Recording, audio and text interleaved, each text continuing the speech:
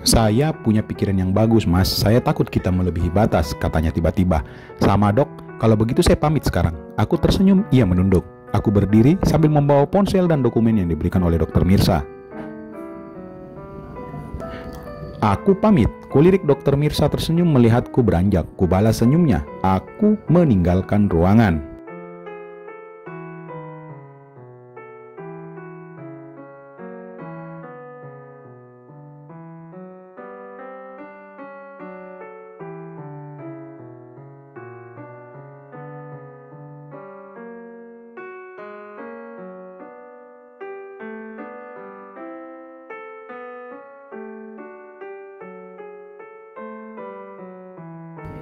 Kami sudah seminggu tak saling kontak setelah pertemuan hari itu. Besok kami akan bertemu lagi. Aku hanya takut suasananya menjadi canggung. Alangkah tidak baiknya kami yang harusnya berkolaborasi untuk kesuksesan program ini malah membuat kacau. Aku punya dua pilihan, melanjutkan usaha untuk mendekatinya dengan risiko hubungan ini kian buruk, atau mundur teratur dengan menyelamatkan semua. Masih mengajakku untuk tidak menyerah, apalagi sudah hampir 3 minggu aku tak seperti ini. Dia makin tak tertarik denganku semenjak itu.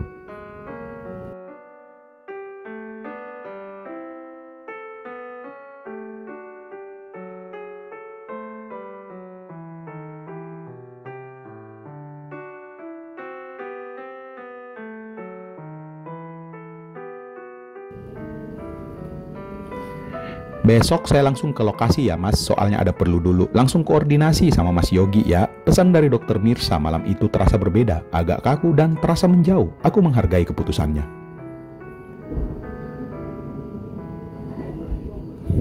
Kuikuti saja kemana air mengalir sampai menyiapkan diri, siapa tahu ada kejutan selanjutnya. Siap dok, saya coba kontak Mas Yogi. Mas Yogi adalah leader di lapangan. Ia yang mengomandani urusan logistik, perlengkapan juga anggota lain. Terima kasih ya Mas Bayu, balasnya masih kaku. Sama-sama dok.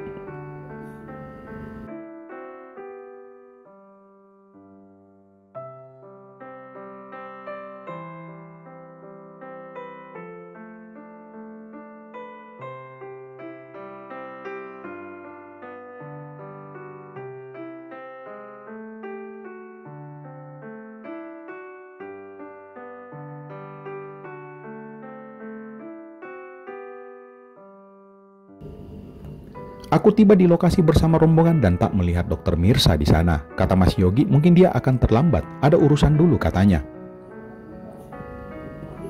Ramai sekali hari itu. Peserta jauh lebih banyak dari biasanya. Aku sampai ikut turun untuk melakukan penertiban agar tak kacau. Sudah kuperhatikan lalu lalang orang di balai desa.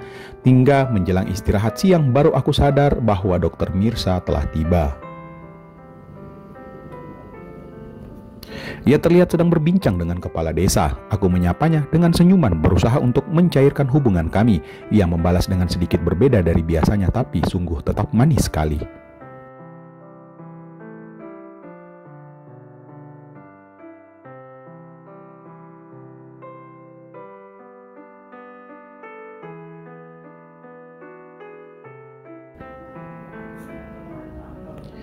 Aku nanti pulang dulu ya Mas, sekitar jam 2. Tak ada yang perlu aku bicarakan sama Mas Bayu. Kalau bisa pulang duluan nanti aku tunggu di sekolah ya. Tiba-tiba masuk pesan dari Dokter Mirsa, bikin penasaran juga.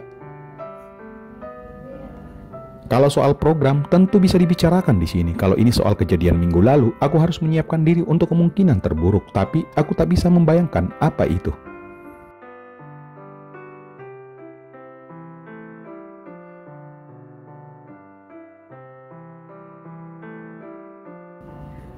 Baik dok, nanti kalau bisa saya mampir, balasku singkat. Sengaja, namanya juga sedang memancing. Ia tak membalas lagi, hanya mengirimiku lokasi sekolah yang dimaksud. Itu nampaknya lokasi sekolah playgroup yang ia punya.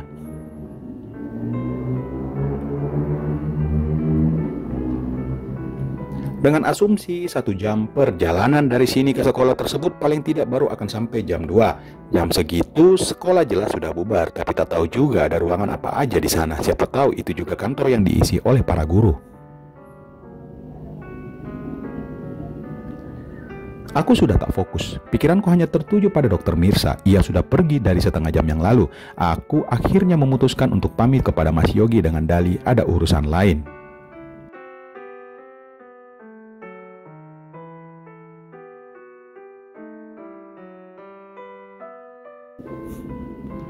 Load patient mulai menurun memang dan sudah bisa ditangani oleh teman-teman relawan lain.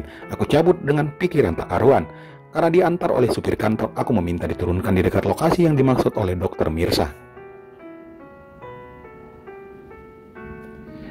Sebelumnya sudah kuhubungi yang bersangkutan. Ia mengatakan baru sampai di lokasi. Ini sudah jam 4 sore. Aku masuk dan disambut oleh beberapa orang yang sepertinya staf administrasi sekolah itu. Mereka bersiap pulang.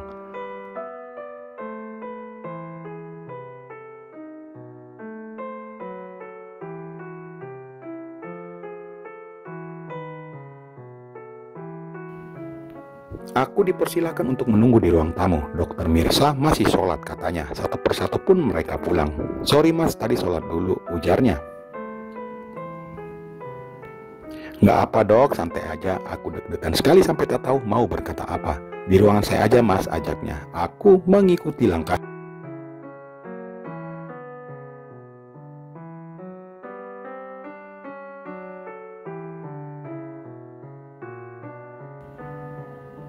Ruangannya ada di pojok, cukup besar dengan meja kerja, sofa untuk tamu, juga ornamen khas yang anak-anak lucu. Aku masih deg-degan, sungguh. Silakan diminum mas, katanya menawarkan minuman yang sudah tersedia di meja. Nampaknya memang disiapkan. Terima kasih dok, balasku. Agak canggung, Dokter Mirza duduk di sampingku. Ia sudah tak memakai seragam yang sama dengan tadi, kini lebih santai. Aku susah mendeskripsikannya, seperti terusan kayak gitulah, yang umat-umat muslimah begitulah.